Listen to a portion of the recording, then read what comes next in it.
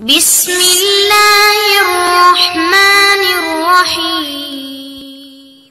اعوذ باللہ من الشیطان الرجیم، بسم اللہ الرحمن الرحیم۔ پچھلی ویڈیو میں ہم نے عقیدہ ختم نبوت کے بارے میں ذکر کیا تھا اور قرآن اور حدیث سے منسلک جو وضاحت ہے عقیدہ ختم نبوت کے بارے میں نے آپ سے شیئر کیا تھا۔ امید کرتی ہوں کہ آپ کو پسند آیا ہوگا۔ تو آگے جو یہاں پر اللہ تعالیٰ اور رسول اکرم صلی اللہ علیہ وآلہ وسلم کے فرمان کے مطابق پچھلی ویڈیو میں نے قرآن اور حدیث کی روح سے عقیدہ ختم نبوت کے بارے میں تھوڑا وضاحت سے بیان کیا تھا، اور اب جو ہمارے علماء کرام ہیں ان کے جو ٹھوس دلائل ہیں عقیدہ ختم نبوت پر، تو اس پر میں آپ سے واضح طور پر بیان کرنے جا رہی ہوں۔ اللہ پاک صحیح بات ذہن نشین کرنے کی اور آپ تک پہنچانے کی توفیق عطا فرمائے، آمین ثم آمین۔ تو نبوت کوئی ایسی صفت نہیں ہے جو ہر اس شخص میں پیدا ہو جائے جس نے عبادت اور عمل صالح میں تو ترقی کر کے اپنے آپ کو اس کا اہل بنا لیا ہو، نہ ہی یہ کوئی ایسا انعام ہے جو کچھ خدمات کے صلے میں عطا کیا جاتا ہو، بلکہ یہ ایک منصب ہے جس پر ایک خاص ضرورت کی خاطر اللہ تعالیٰ کسی شخص کو، کسی ذات کو مقرر فرما دیتے ہیں۔ وہ ضرورت جب داعی ہوتی ہے تو ایک نبی اس کے لیے مامور کیا جاتا ہے،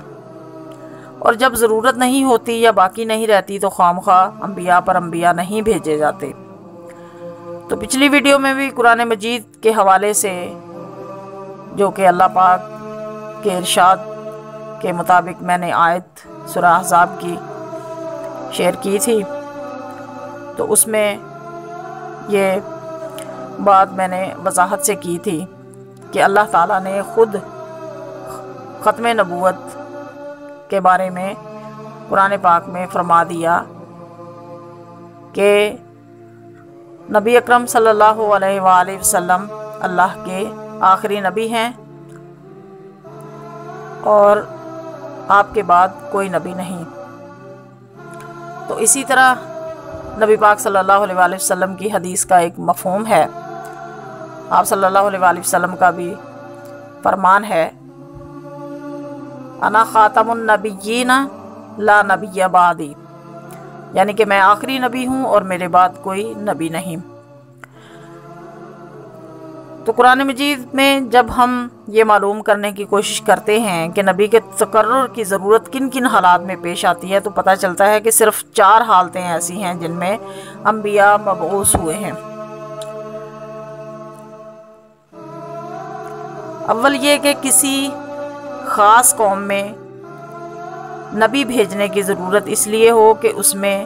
پہلے کبھی کوئی نبی نہ آیا ہو اور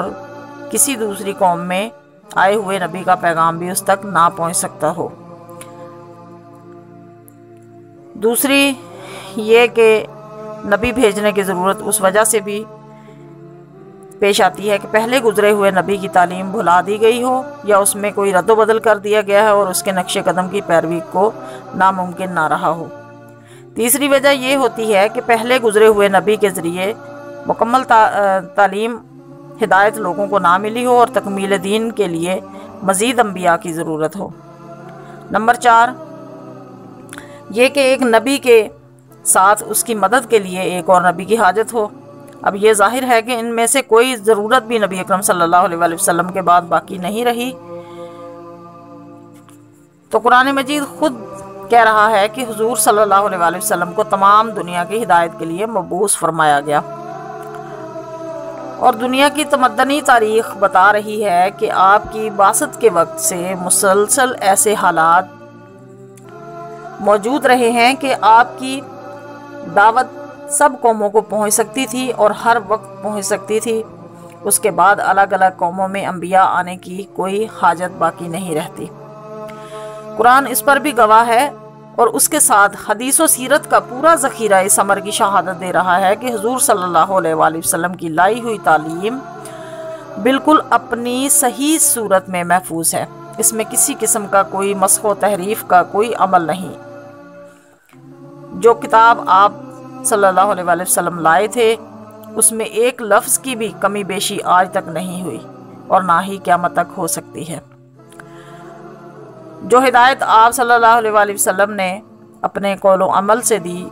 اس کے تمام آثار آج بھی اسی طرح ہمیں مل جاتے ہیں کہ گویا ہم آپ کے زمانے میں موجود ہیں۔ اس لیے دوسری ضرورت بھی ختم ہو گئی۔ پھر قرآن مجید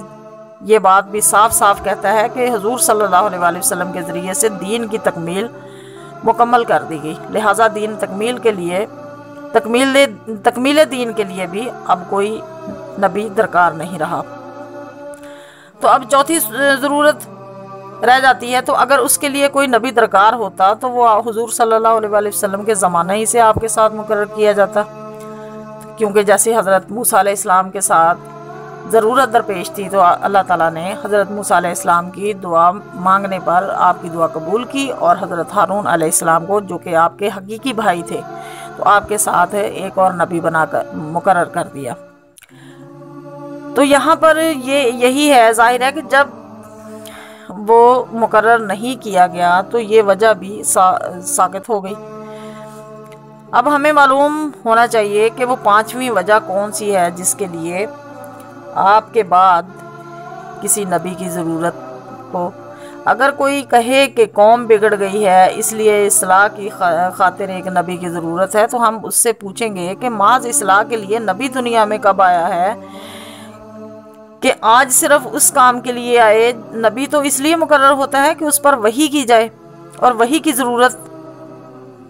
یا تو کوئی نیا پیغام دینے کے لیے ہوتی ہے، نئی شریعت لے کر آتی ہے، یا پچھلے پیغام کی تکمیل کرنے کے لیے، یا اس کی تحریفات سے پاک کرنے کے لیے۔ تو قرآن اور سنت محمد صلی اللہ علیہ وآلہ وسلم کے محفوظ ہو جانے اور دین کے مکمل ہو جانے کے بعد جب وحی کی سب ممکن ضرورتیں ختم ہو چکی تو اب اصلاح کے لیے صرف مصلحین کی حاجت باقی ہے یا کہ انبیاء کی۔ تو بات یہ ہے کہ یہ بات بھی قابل توجہ ہے کہ نبی جب بھی کسی قوم میں آئے گا فوراً اس میں کفر و ایمان کا سوال اٹھ کھڑا ہوگا۔ جو اس کو مانیں گے وہ ایک امت قرار پائیں گے، اور جو اس کو نہ مانیں گے وہ بھی لامحالہ دوسری امت ہوں گے۔ ان دونوں امتوں کا اختلاف محض فروعی اختلاف نہ ہوگا، بلکہ ایک نبی پر ایمان لانے اور نہ لانے کا ایسا بنیادی اختلاف ہوگا جو انہیں اس وقت تک جمع نہ ہونے دے گا جب تک ان میں سے کوئی اپنا عقیدہ نہ چھوڑ دے۔ پھر ان کے عملاً بھی ہدایت اور قانون کے ماخذ الگ الگ ہوں گے، کیونکہ ایک گروہ اپنے تسلیم کردہ نبی کے پیش کی ہوئی وہی اور اس کی سنت سے قانون لے گا، اور دوسرا گروہ اس کے ماخذ قانون ہونے کا سرے سے منکر ہوگا۔ اس بنا پر ان کا ایک مشترک معاشرہ بن جانا کسی طرح بھی ممکن نہ ہوگا۔ تو یہ تمام دلائل جو ہیں ہمارے علماء کرام جو یعنی کہ مستند ہمارے عالم دین ہیں، یہ ان کی طرف سے یہ ٹھوس دلائل دیے گئے ہیں۔ ان حقائق کو اگر کوئی شخص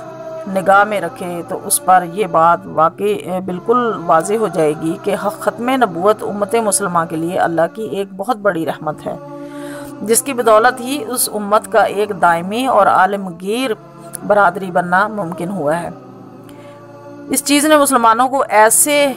ہر بنیادی اختلاف سے محفوظ کر دیا ہے جو کہ اندر مستقل تفریق کا موجب ہو سکتا ہے۔ اب جو شخص بھی محمد صلی اللہ علیہ وسلم کو اپنا ہادی اور رہبر مانے اور آپ صلی اللہ علیہ وسلم کی دی ہوئی تعلیم کے سوا کسی اور ماخذ ہدایت کی طرف رجوع کرنے کا قائل نہ ہو، وہ اس برادری کا فرد ہے اور ہر وقت ہو سکتا ہے۔ یہ وحدت اس امت کو کبھی نصیب نہ ہو سکتی تھی اگر نبوت کا دروازہ بند نہ ہو جاتا، کیونکہ ہر نبی کے آنے پر یہ پارا پارا ہوتی رہی۔ تو آدمی سوچے تو اس کی عقل خود ہی یہ کہہ دے گی کہ جب تمام دنیا کے لیے ایک نبی بھیج دیا جائے اور جب اس نبی کے ذریعے سے دین کی تکمیل بھی کر دی جائے اور جب اس نبی کی تعلیم کو پوری طرح محفوظ بھی کر دیا جائے تو نبوت کا دروازہ بند ہو جانا چاہیے، تاکہ اس آخری نبی کی پیروی پر جمع ہو کر تمام دنیا میں ہمیشہ کے لیے اہل ایمان کی ایک ہی امت بن سکے اور بلا ضرورت نئے نئے نبیوں کی آمد سے اس امت میں بار بار تفرقہ برپا نہ ہوتا رہے۔ تو جو کچھ قرآن پاک سے ثابت ہے اور جو کچھ سنت اور اجماع سے ثابت ہے، عقل بھی اس کو صحیح تسلیم کرتی ہے اور اس کا تقاضا بھی یہی ہے کہ اب نبوت کا دروازہ بند ہی رہنا چاہیے۔ تو دعا کرتی ہوں کہ اللہ پاک ہم کو صحیح عمل، صحیح عقیدہ اور دین اسلام پر استقامت دے، اور نئی جو دین میں تحریف شروع ہو گئی ہے، نئی جو دین میں جو غلف شروع ہو گیا ہے، جو کفر و شرک کی طرف، گمراہی کی طرف لوگ بڑھتے جا رہے ہیں، اللہ پاک ہم سب کو صحیح راستہ دکھائے، اہدنا الصراط المستقیم، کہ اے اللہ ہمیں سیدھا راستہ دکھا اور ہمیں گمراہی سے بچا، کہ جیسا کہ گمراہی میں دو قومیں بٹ گئی تھیں، تو اللہ پاک ہمیں اپنے حفظ و امان میں رکھے اور اپنی سچی محبت نصیب کرے اور اپنی طرف سے خاص ہدایت نصیب کرے۔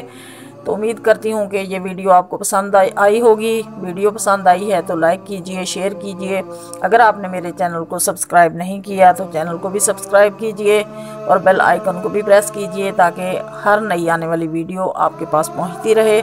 تو انشاءاللہ ملتے ہیں ایک نئی ویڈیو کے ساتھ، تب تک کے لیے اجازت دیجئے۔ اللہ حافظ، فی امان اللہ۔